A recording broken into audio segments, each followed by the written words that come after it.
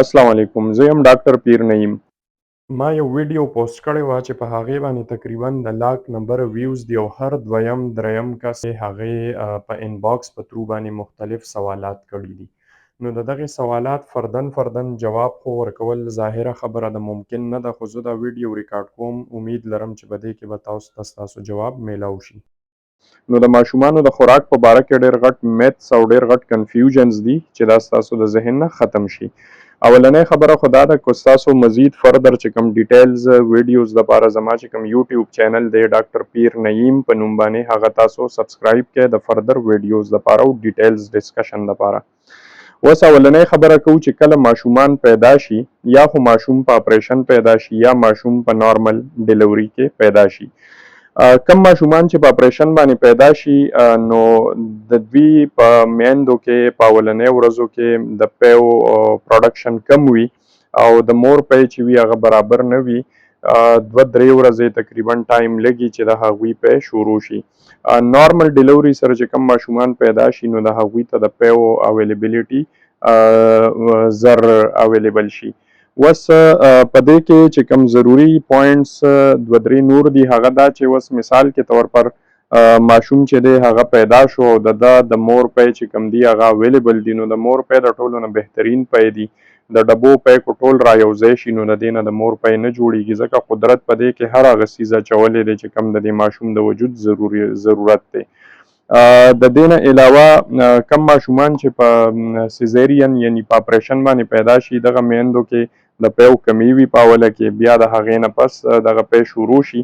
نو کوشش کوئ شودې یا پی تاسو چې ورته هر څه وایې دغه چې د مور پی څومره ماشوم ته میلاویږي نو هغې دومره ماشوم ته فایده وي. اوس چې ماشوم پیدا شو او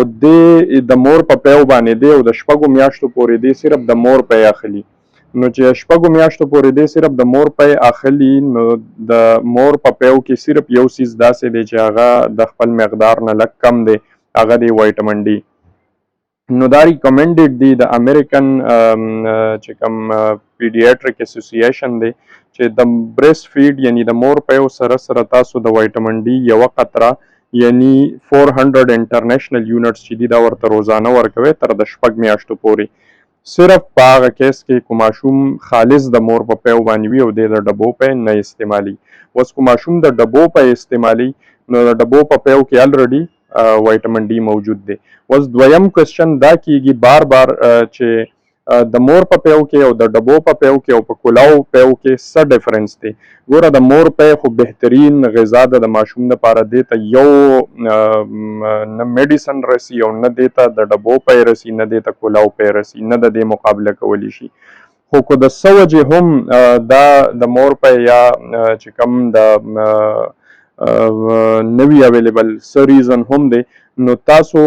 ماشوم ته د ډبو پی شروع کوئ. د ډبو پی څه شی دی؟ د ډبو پی دا د غواو د پیو نه تیاریږي، هغه کو هر څومره ګران وي، هغه کو هر ملک نه راځي، هغې نوم هر شی دی ABC چې هر څه نوم دی دا ټول د غواو د پیو نه تیاریږي. د غواو د پیو نه دا ولې تیاری؟ ځکه چې د غوا پی چې دی دا قدرتي طور پر دا د انسان د ماشوم چې کله پیدا شي په اولني کال کې د ضروریات نه پوره کوي د وجود، نو د غواو پی چې کوم دی دا موډیفاید کی دی باندې مختلف قسم پروسیسینګ وکي او په دې کې چې کم سیزونه زیات دي لکه طاقت والا پروټین په دې کې ډیر زیات دي، د ماشومان کولمې او ګردې چې کم دي د کال نه کم ماشومان چې کم وي د هغوی کولمې او ګردې خرابوي، نو دغه پکې لږ کم کی. بیا آیرن وغیره وایټامین A وایټامین C دا پکې کم دي، دا ورته ایډ کی. نو دا کم پروسس نه چې دا پی تیر شي نو دې نه بیا د ډبو پی جوړ شي. نو بېشکه دا د غوا پی دی خو په دې باندې دومره کار شوی دی چې دا د مور چې کم پی دی هغې ته رانږدې شوي دي، تقریبا رانږدې کړي وي ورته، حالانکې د مور پی تیارول هیڅوک هم نشي کولی، خو هغې ته د غوا دا پی موډیفاید کړي او رانږدې کړي ورته. اوس دویمه خبره دا ده چې د 6 میاشتو پورې خالص یا د مور پی یا د ډبو پی د دې نه علاوه تاسو هیڅ نشئ ورکولی. خو تاسو د دې نه علاوه څه ورکوئ نو هغه به د ماشوم دپاره فایده نه کوي. نو د 6 میاشتو پورې یا خالص د مور پی، د مور پی کو صرف خالص وي نو د دې سره وایټامین ډي سپلیمنټس هغه 400 انټرنیشنل یونټس د ورځې یو ټایم، او کو پرس کا د ډبو پی ورکوي نو بیا هغې سره وایټامین ډي مه ورکوئ ځکه چې هغې کې الریډي وایټامین ډي شته او که فرض که ماشوم کې د پیدایشي د وایټامین ډي کمی وي نو هغه خپل ډاکټر ته ښایي چې هغه ورته فردر وایټامین ډي چې کوم نور ډوز ریکوایرډ دی چې هغه ورته ایډوایس کوي. دویمه خبره دا ده 6 میاشتې پوره شوې د 6 میاشتو نه پس په د مور پی هم جاري وي او که د ډبو پی دي نو هغه به هم جاري وي او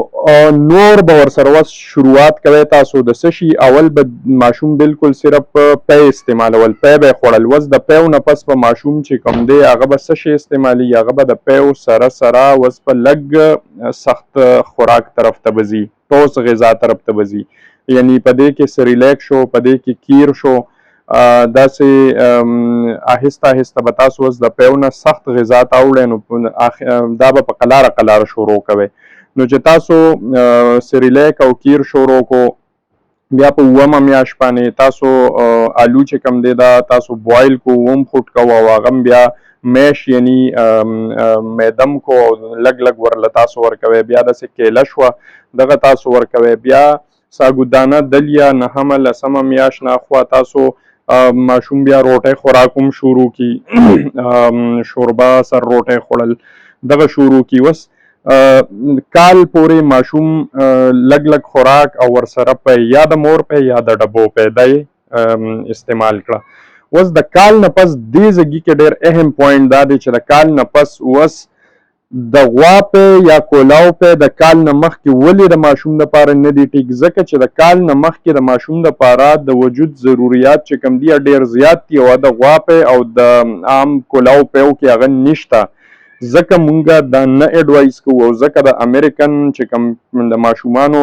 یو بورډ دی هغوی هم دا نه ریکمنډ کوي چې تاسو دا ورکوئ وس کو مثال کے طور پر کال پوره شو د کال نه پس تاسو دې ته د غوا پی یا کولاو پی ورکوئ نو پرابلم هغه څه مثلا نه کوي ولې وس دا هغه ټایم دی چې د کال نه پس ماشوم خوراک شروع کی نو څه ضروریات په د خوراک نه پوره کیږي څه به د مور د پیو نه پوره کیږي څه به د ډبو د پیو نه پوره کیږي نو که تاسو ورسره کولاو پی ورکوئ نو ویل اینډ ګوډ څه نقصان نه کوي ځکه چې وس هغه خالص د ماشوم خوراک نه دی په دې ټایم کې